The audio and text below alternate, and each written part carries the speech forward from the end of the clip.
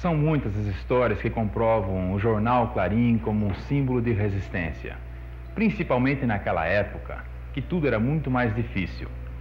Basta lembrar que o jornal Clarim era impresso na cidade de Taubaté, ao norte do estado de São Paulo. E ainda hoje é uma cidade muito distante de Matão. E o Chútil tinha que coordenar a tarefa de imprimir o jornal Clarim na cidade de Taubaté.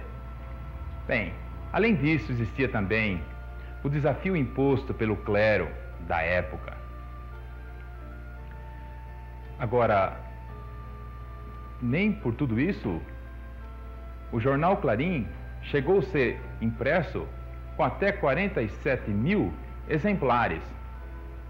Um fato notável, principalmente pelas dificuldades materiais da época. Mas o seu Cunha conta que um dia o seu Chútil entrou na redação com lágrimas nos olhos e disse para nós, os companheiros dele da época: essa talvez será a última edição do nosso jornal. E Chútil estava muito triste. Mas aquela era uma época muito difícil.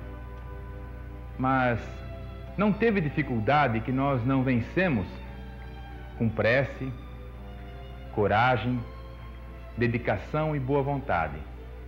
E essa fórmula nós usamos até hoje. Finados de 1913. Nesse dia iria ocorrer um dos fatos marcantes na vida de O Clarim. Fato que daria ao jornal a marca do símbolo da resistência que representou em todos esses anos. Fato que comprova a agilidade e força do pequeno jornal que percorria o Brasil distante, cortando estradas esburacadas, levando os ideais de Souza Chútil. Neste ano de 1913, o Clarim circularia em Finados com uma edição batendo todos os recordes, 40 mil exemplares. Em Araraquara, São Carlos, Campinas, Santos, grandes cidades do interior na época, o Clarim circulou normalmente. Porém, em São Paulo, uma ameaça. O delegado Ruge Ramos não só proibiu Chútil em distribuir o jornal nos cemitérios do Araçá e Consolação, como também recolheu alguns exemplares e o ameaçou de prisão.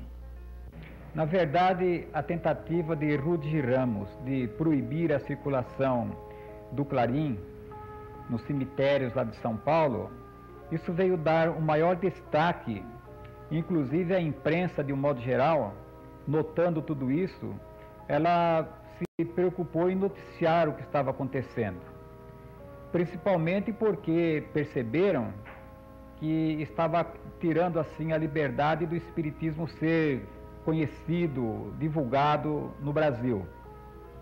E mesmo com essa proibição, Caibachute conseguiu distribuir os jornais no cemitério de Quarta Parada, lá em São Paulo, com o mesmo sucesso.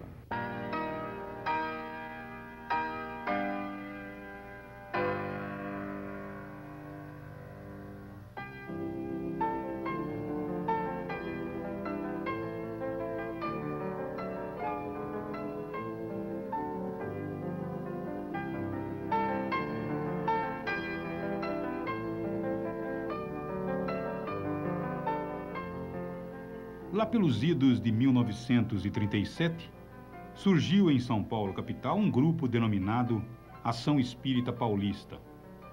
O grupo possuía interesses políticos, claro, para também poder contar com o apoio dos políticos fortes e influentes da época. Um dos articuladores desse grupo era Campos Vergal, grande amigo de Carbar, que pediu fosse divulgada notícias políticas em O Clarim sobre a ação desse grupo.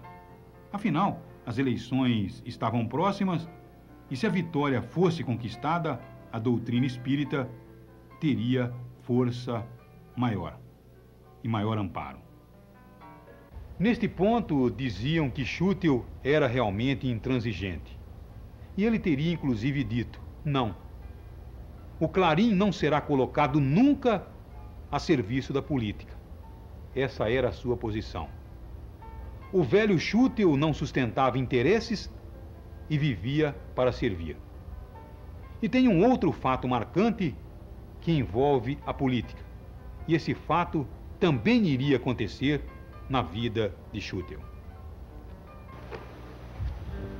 Eu estava aqui no meio desta sala, quando chegou às minhas mãos um cartão enviado pelo cientista Ernesto Bozan. Ernesto Bozan era um dos cientistas mais respeitados no mundo. Ele cumprimentava meu arrojo por ter a audácia de enfrentar o sertão bravo, levando à frente os ideais do espiritismo. Ele havia tomado conhecimento do nosso trabalho através de um artigo publicado na Revista Internacional do Espiritismo. Agora, nessa época, o então presidente Getúlio Vargas iniciara uma grandiosa investida para fechar todos os centros espíritas do país. Aí, só me restava uma única alternativa: enviar a ele o cartão que eu recebera de Bozan. O Getúlio era um grande admirador de Ernesto Bozan. Com isso, imaginei que ele seria sensibilizado e passaria a olhar o espiritismo com outros olhos. Foi uma intuição que tive. E Getúlio recebeu o cartão. E realmente mudou de ideia. Voltou atrás na sua intenção de fechar todos os centros que se multiplicavam no país.